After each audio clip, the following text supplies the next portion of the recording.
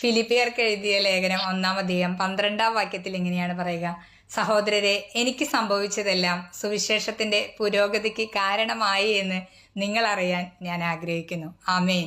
4 വർഷത്തോളമായി ഞാൻ ക്യാൻസർ ആയിട്ടുള്ള ഈ ഒരു യാത്രയിലായിരിക്കുമ്പോഴൊക്കെ ആദ്യം തന്നെ ഈശോ എന്നെ സഹായിച്ചത് വചനത്തിലൂടെ 1 മാസം മുമ്പ് തന്നെ എന്നോട് ഈ ഒരു സഹനത്തിന് വേണ്ടി ഒരുങ്ങാനായിട്ട് വളരെ മനോഹരമായിട്ട് സഹനത്തിന് വേണ്ടി കർത്താവ് ഒരുക്കുന്നുണ്ട്. അതിനുവേണ്ടി ഒരുങ്ങണം എന്നുള്ളത്. മർക്കോസിന്റെ സുവിശേഷം 13-ാം അധ്യായം 3-ന്റെ തലക്കെട്ടിലൂടെയാണ് ഈശോ സംസാരിച്ചത്. സഹനങ്ങളുടെ ആരംഭം, ക്ലേശങ്ങളുടെ ഒരു തുടക്കം എന്നൊക്കെ. അപ്പോൾ ഈ ഒരു വചനം കിട്ടുമ്പോൾ ശരിക്കും ആ സമയത്ത് കുറേം കൂടിയും ഈശോയിലായിരിക്കാനും എന്തോ ഒരു കാര്യത്തിന് കർത്താവ് ഞങ്ങളെ ഒരുക്കുന്നു എന്നുള്ളൊരു ബോധ്യം ഞങ്ങൾക്ക് കിട്ടാനായിട്ട് അത് വലിയൊരു കൃപയായിരുന്നു. അതുപോലെ തന്നെ ആ സമയത്ത് ഹസ്ബൻഡ് ഗൾഫിലാണ് വർക്ക് ചെയ്യണത്. അപ്പോൾ അവിടെ നിന്ന് പോരേണ്ട സമയമായപ്പോഴും എങ്ങനെയാണ് പോരേണ്ടത്, അതിൻ്റെ കാര്യങ്ങളൊക്കെ ചിന്തിക്കുമ്പോഴായാലും അതിലെല്ലാം റിസൈൻ ചെയ്ത് പോരാനും അതിനൊരു ശക്തമായിട്ടൊരു തീരുമാനം എടുക്കാനൊക്കെ കർത്താവ് ഞങ്ങളെ ഒത്തിരിയേറെ സഹായിച്ചു. ഞാൻ നിന്നെ സുഖപ്പെടുത്തുന്ന കർത്താവാണ്. പുറപ്പാട് 15:26 ലോകം മുഴുവൻ നമ്മുടെ മുന്നിൽ ഒരുപക്ഷെ ഇനിയും നമ്മുടെ മുന്നിൽ സ്ട്രഗിളാണ്. 5 കുട്ടികളുടെ കാര്യങ്ങളുണ്ട്, ഹസ്ബൻഡിൻ്റെ കാര്യങ്ങളുണ്ട്, മുന്നോട്ടുള്ള ജീവിതം എങ്ങനെ സാമ്പത്തിക ഭാരങ്ങൾ എങ്ങനെ മുന്നോട്ട് പോകും, ഇതുപോലെയുള്ള കാര്യങ്ങളുടെയൊക്കെ മുന്നിൽ കർത്താവ് തന്നൊരു ബോധ്യം ഇതായിരുന്നു: ഞാൻ നിന്നെ സുഖപ്പെടുത്തുന്ന കർത്താവാണ്. പലപ്പോഴും പലതരത്തിലുള്ള സ്കാനിങ്ങുകളുടെ ഇറങ്ങുമ്പോഴൊക്കെ കർത്താവ് തന്നൊരു ഉറപ്പിതായിരുന്നു. അതുകൊണ്ട് തന്നെ അത് ഓരോ ഘട്ടത്തിലും ട്രീറ്റ്മെൻറ്റ്, എവിടെ ട്രീറ്റ്മെൻറ്റ് എടുക്കണം, ഏത് ഹോസ്പിറ്റലിൽ എടുക്കണം. എനിക്ക് ആദ്യം ബ്രസ്റ്റ് ക്യാൻസർ ആയിരുന്നു, സർജറി, അതിന് തൈറോയിഡ് ഉണ്ടായിരുന്നു. അപ്പോൾ തൈറോയിഡക്ടമി, ഇത് രണ്ടും ഒരു ഓപ്പറേഷനിലാണ് ചെയ്തത്. ഈ ഒരു സമയത്ത് തന്നെ കർത്താവ് ഒരു യൂട്യൂബ് ചാനൽ തുടങ്ങാനാണ് ആ സമയത്ത് എന്നെ പ്രചോദിപ്പിച്ചത്. അങ്ങനെ ദി ലിവിങ് വാട്ടർ മലയാളം എന്ന പേരിൽ ഒരു യൂട്യൂബ് ചാനൽ സ്റ്റാർട്ട് ചെയ്യാനും അതിലൂടെ വിശുദ്ധരുടെയൊക്കെ കഥകളും വിശുദ്ധരുടെ അനുഭവങ്ങളൊക്കെ പങ്കുവയ്ക്കാനൊക്കെ ഈശോ സഹായിച്ചു. അപ്പോൾ ആ ഒരു സമയത്ത് ഓരോ പ്രതിസന്ധി വരുമ്പോഴും അന്നന്നത്തെ വിശുദ്ധരുടെ എഡിറ്റ് ചെയ്യുമ്പോഴും അവരുടെ കഥകൾ വോയിസ് ഓവർ കൊടുക്കുമ്പോഴൊക്കെ ശരിക്കും പരിശുദ്ധാത്മാവിൻ്റെ ഒരു സ്നേഹം ഓരോ ദിവസവും വിശുദ്ധരുടെ ഒരു കൂട്ടായ്മയോട് ചേർന്ന് ഓരോ ബുദ്ധിമുട്ടുകളെ നേരിടാനുള്ള വലിയൊരു ബലമായിരുന്നു സ്വർഗം എനിക്ക് തന്നുകൊണ്ടിരുന്നത്. തിമോത്തിയോസിന് എഴുതിയ ലേഖനം 1-ാം അധ്യായം 12-ാം വാക്യത്തിൽ പറയുന്ന പോലെ, തൻ്റെ ശുശ്രൂഷയ്ക്ക് വേണ്ടി എന്നെ നിയമിച്ചുകൊണ്ട് അവൻ എന്നെ വിശ്വസ്തനായി കണക്കാക്കി എന്ന് മനസ്സിലാക്കത്തക്ക വിധം അത്രമാത്രം ദൈവത്തിൻ്റെ ഒരു സ്നേഹം ഹൃദയങ്ങളിലേക്ക് ഒഴുകുന്ന ഒരു അനുഭവമായിരുന്നു. എഫേസ്യർക്ക് എഴുതിയ ലേഖനത്തിൽ പറയുന്ന പോലെ, അവിടുത്തെ മഹത്വത്തിൻ്റെ സമ്പന്നതയ്ക്ക് യോജിച്ച വിധം അവിടുന്ന് തൻ്റെ ആത്മാവിലൂടെ നിങ്ങളുടെ ആന്തരിക മനുഷ്യനെ ശക്തിപ്പെടുത്തണമെന്നും വിശ്വാസം വഴി ക്രിസ്തു നിങ്ങളുടെ ഹൃദയങ്ങളിൽ വസിക്കണമെന്നും നിങ്ങൾ സ്നേഹത്തിൽ വേരുപാകി അടിയുറയ്ക്കണമെന്നും ഞാൻ പ്രാർത്ഥിക്കുന്നു. എല്ലാ വിശുദ്ധരോടുമൊപ്പം ക്രിസ്തുവിൻ്റെ സ്നേഹത്തിൻ്റെ നീളവും വീതിയും ഉയരവും ആഴവും ഗ്രഹിക്കാൻ നിങ്ങൾക്ക് ശക്തി ലഭിക്കട്ടെ.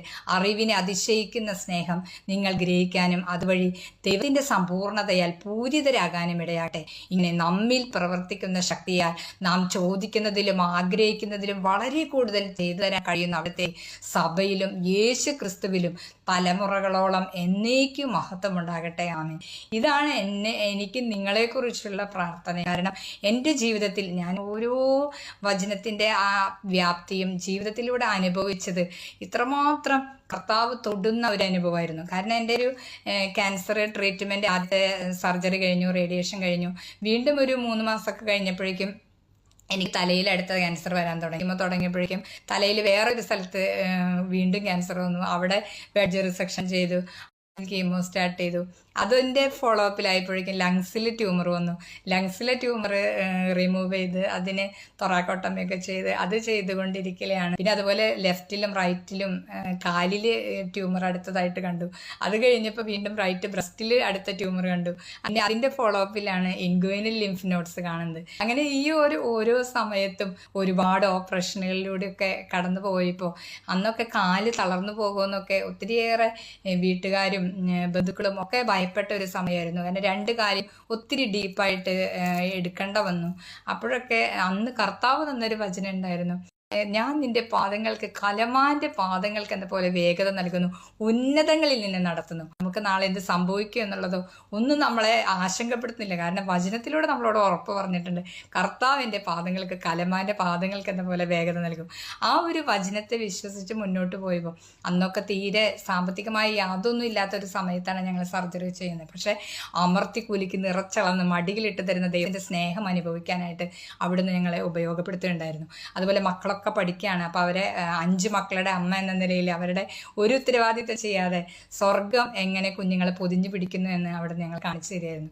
അതുപോലെ മക്കളുടെ കാര്യങ്ങളായാലും ജീവിത പങ്കാളിയുടെ കാര്യങ്ങളായാലും കുഞ്ഞുങ്ങളുടെ പഠനത്തിൻ്റെ കാര്യങ്ങളൊക്കെ അതിമനോഹരമായ ഒരു വിജയം നൽകി.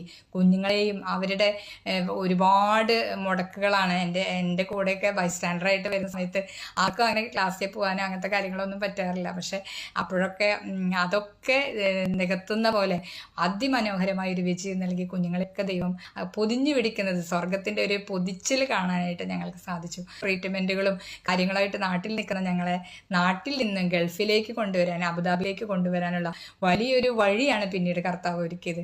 കമ്പനി തന്നെ താഴെയുള്ള 2 കുഞ്ഞുങ്ങളെയും കൊണ്ട് എനിക്ക് ഗൾഫിലേക്ക് വരാനുള്ള, ഞങ്ങളുടെ സ്വപ്നത്തിൽ പോലും ചിന്തിക്കാത്ത ഇത്രയേറെ ക്യാൻസർ ട്രീറ്റ്മെൻറ്റിൽ പോകുന്ന എന്നെ തിരിച്ചിങ്ങോട്ട് കൊണ്ടുവരാൻ മാത്രം കർത്താവ് വലിയവനാണെന്ന് അവിടുന്ന് മനസ്സിലാക്കി തരുന്നു. അത് വന്നപ്പോൾ പിന്നെ എനിക്ക് ബോണിൽ ക്യാൻസർ വന്നു. അതുപോലെ തന്നെ വീണ്ടും ലങ്സിൽ ക്യാൻസർ ഒത്തിരി കൂടുതലായി, അബ്ഡമിനൽ ക്യാൻസർ വന്നു. ഇതൊക്കെ ഇപ്പോഴും ഉണ്ട്. ഇത് കൂടാതെയാണ് ഇപ്പോൾ 2 ആഴ്ച മുന്നേ ബ്രെയിൻ ട്യൂമർ ആണെന്ന് പുതിയതായിട്ട് ഡയഗ്നോസ് ചെയ്യപ്പെട്ടത്. പക്ഷെ നമ്മളുടെ ജീവിതത്തിലെ ഓരോ സെക്കൻഡും ഓരോ ശ്വാസവും നിയന്ത്രിക്കുന്ന ഈശോ എത്ര മനോഹരമായിട്ടാണ് ഈ ബ്രെയിൻ ട്യൂമറിനെ പോലും കൈകാര്യം ചെയ്യുന്നതെന്ന് ഞാൻ അത്ഭുതത്തോടെ നോക്കിയിട്ടുണ്ട്. നമ്മൾ ഉൽപ്പത്തി പുസ്തകത്തിൽ പറയുന്നുണ്ടല്ലോ, കർത്താവിന് കഴിയാത്തത് എന്തെങ്കിലും ഉണ്ടോ. കാരണം അത്രമാത്രം ദൈവാനുഭവങ്ങളുടെ വലിയ ഒരു യാത്രയായിരുന്നു ഈ ഒരു സമയത്തൊക്കെ ഉണ്ടായിക്കൊണ്ടിരുന്നത്. ബുദ്ധി പോവാം, ഓർമ്മ പോവാം, നമുക്ക് വിറ്റ്സ് വരാം. ഇതിനൊക്കെയുള്ള പ്രിക്കോഷൻസ് ആയുള്ള മരുന്നുകളൊക്കെ ഞാൻ ഇപ്പോഴും കഴിക്കുന്നുണ്ട്. പക്ഷെ എൻ്റെ ഒരു വിശ്വാസം, എനിക്ക് ബുദ്ധിയുള്ളിടത്തോളം ആണ് ഞാൻ ഈശോയോട് എനിക്ക് കമ്മിറ്റ്മെൻ്റ് ഉണ്ട്. എൻ്റെ ഈശോയെ കൊടുക്കാനും, ഈശോയെ പങ്കുവയ്ക്കാനും, ഈശോയെ സ്നേഹിക്കാനും, ഈശോയെക്കുറിച്ച് പറയാനും. അത് കഴിഞ്ഞാൽ പിന്നെ ഈശോ ചെയ്തോളും. അതാണ് എൻ്റെ വിശ്വാസം. അതുകൊണ്ട് തന്നെ ഈ ഒരു ബ്രെയിൻ ട്യൂമർ ഏറ്റവും ഒരു ബ്ലെസ്സിങ് ആയിട്ടാണ് ഞാൻ കാണുന്നത്. കാരണം കുറെ കൂടിയും എൻ്റെ ഈ ഒരു കർത്താവിലുള്ള ആശ്രയത്വത്തെ വർദ്ധിപ്പിക്കാനും കർത്താവിൻ്റെ ആ ഒരു സ്നേഹത്തിലായിരിക്കാനൊക്കെ ആ കർത്താവിനെ സഹായിക്കും. 1 യോഹന്നാൻ 3:1 പറയുമല്ലോ, കണ്ടാലും എത്ര വലിയ സ്നേഹമാണ് പിതാവ് നമ്മോട് കാണിച്ചത്. ദൈവമക്കളെന്ന് നാം വിളിക്കപ്പെടുന്നു. നാം അങ്ങനെയാണ് താനും. നമ്മുടെ ബലഹീനതകളിൽ നമ്മോട് സഹതപിക്കാൻ കഴിയാത്തൊരു പ്രധാന പുരോഹിതനല്ല നമുക്കുള്ളത്. പിന്നെയോ ഒരിക്കലും പാപം ചെയ്തില്ലെങ്കിലും എല്ലാ കാര്യങ്ങളിലും നമ്മെപ്പോലെ തന്നെ പരീക്ഷിക്കപ്പെട്ടവനാണവൻ. അതിനാൽ വേണ്ട സമയത്ത് കരുണയും കൃപാവരവും ലഭിക്കുന്നതിനായി നമുക്ക് പ്രത്യാശയോടെ കൃപാവരത്തിൻ്റെ സിംഹാസനത്തെ സമീപിക്കാം.